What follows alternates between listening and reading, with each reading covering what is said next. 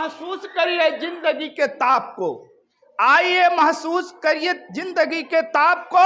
मैं चमारों की गली तक ले चलूंगा आपको, जिस गली में भूखमरी की यातना से ऊबकर मर गई फुलिया बिचारी एक कुएं में डूबकर। आदम गोडवी, मैं चमारों की गली तक ले चलूंगा आपको, एक दलित रचना है, ये कह लीजिए दलित विमर्श की रचना है। तो आइए आज हम इसी का कविता पाठ करते हैं और इसको समझने की कोशिश भी करते हैं। इसकी व्याख्या तो नहीं करेंगे क्योंकि ये एक लंबी कविता है, लेकिन कविता को पढ़ने से ही समझ में आ जाएगा। आदम गोडवी की लिखी रचना मैं चमारों की गली तक ले चलूंगा आपको, या मैं चमारों की गली तक ले चलूंगा आपको। ये आप कविता पाठ को सुनिए और इसका आनंद लीजिए, और ये भी आपको सोचने पर मजबूर करेगी ये कविता कि ये दलित क्यों है और दलितों के साथ क्या हुआ है। इस कविता में सारी चीज आपके सामने होगी।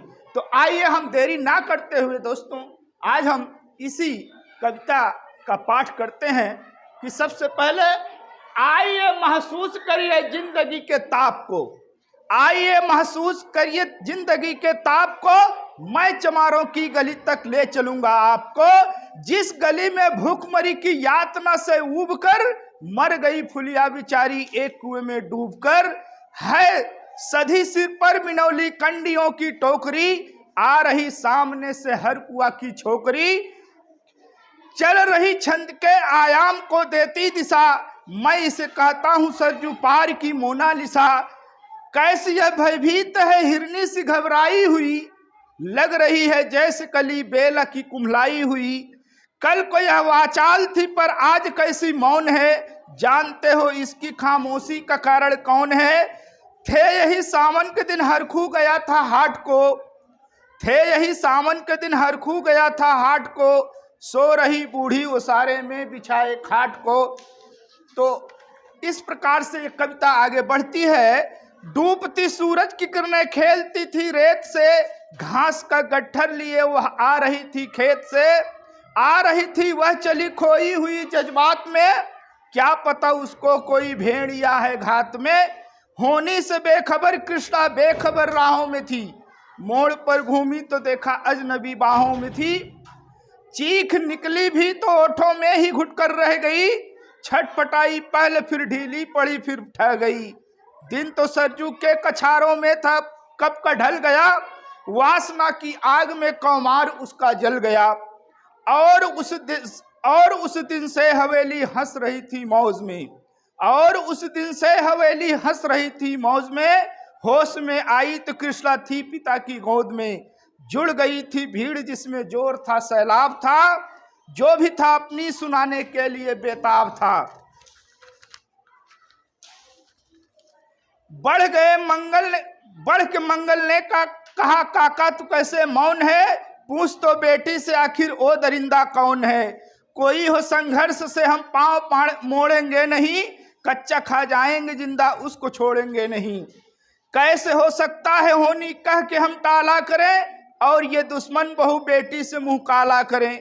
बोला कृष्णा से बहन सो जा मेरे अनुरोध से, बच नहीं सकता वो पापी मेरे प्रतिशोध से।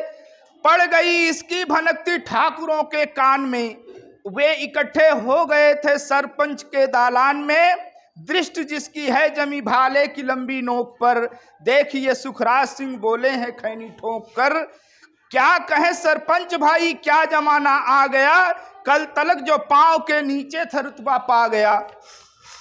कहती है सरकार की आपस में मिलजुल कर रहो, सुअर के बच्चों को अब कोरी नहीं हरजन कहो। देखिए ना ये जो कृष्णा है चमारों के यहाँ, पड़ गया है सीप का मोती गवारों के यहाँ। जैसे बरसाती नदी अल्हड़ से में चूर है, हाथ न पुट्ठे पे रखने देती है मगरूर है। भेजता भी है नहीं ससुराल इसको हर खुआ, फिर कोई बाहों में इसको भौंच ले तो क्या हुआ। आज सरजू पार अपने श्याम से टकरा गई, जाने अनजाने वो लज्जित जिंदगी की पा गई। वो तो मंगल देखता था बात आगे बढ़ गई, वरना वह मरदूद इन बातों को कहने से रही। जानते हैं आप मंगल ए ही मक्कार है, हरखू उसकी सहप थाने जाने को तैयार है। कल सुबह गर्दन अगर नपती है बेटे बाप की, कल सुबह गर्दन अगर नपती है बेटे बाप की, गांव की गलियों में क्या इज्जत रहेगी आपकी। बात का लहजा था ऐसा ताव सबको आ गया, हाथ मूछों पर गए माहौल भी सन्ना गया। क्षणिक आवेश जिसमें हर युवा तैमूर था, हाँ मगर होनी को तो कुछ और ही मंजूर था। रात जो ना आया अब तूफान वह पुरजोर था, भोर होते ही वहां का दृश्य बिल्कुल और था। सिर पे टोपी बेत की लाठी संभाले हाथ में, 1 दर्जन थे सिपाही ठाकुरों के साथ में। घेर कर बस्ती कहा हल्के के थानेदार ने, जिसका मंगल नाम हो वह व्यक्ति आए सामने। निकला मंगल झोपड़ी का पल्ला थोड़ा खोलकर, एक सिपाही ने तभी लाठी चलाई दौड़कर।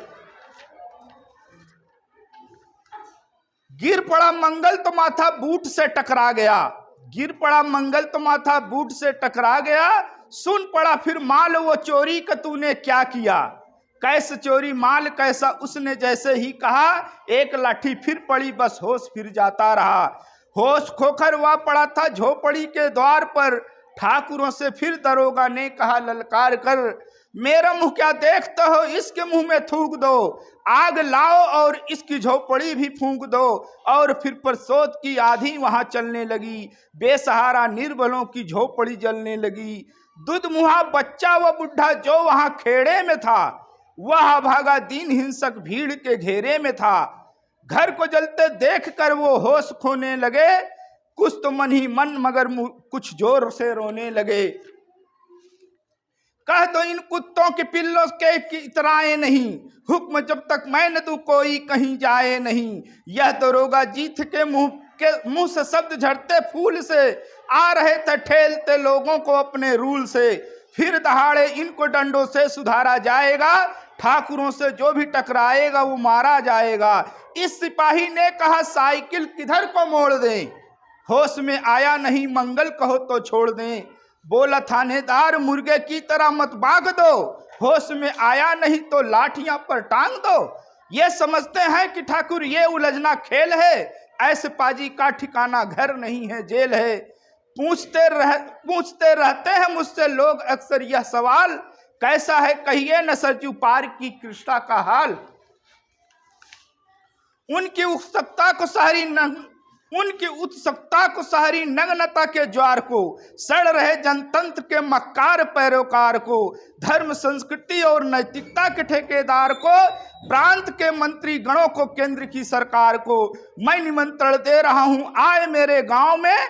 तट पे नदियों की घनी अमराइयों की छांव में, गांव जिसमें आज पांचाली उहाड़ी जा रही, या हिंसा की जहां पर नाथ उतारी जा रही है। तरसते कितने ही मंगल लंगोटी के लिए, बेचती है जिस्म कितनी कृष्णा रोटी के लिए।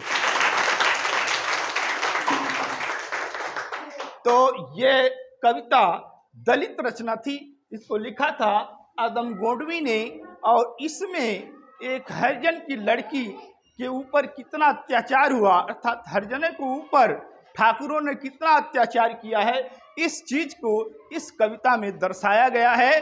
तो आइए इसी प्रकार और अच्छी कविताओं को सुनने के लिए हमारे चैनल को सब्सक्राइब, लाइक और शेयर कीजिए। धन्यवाद।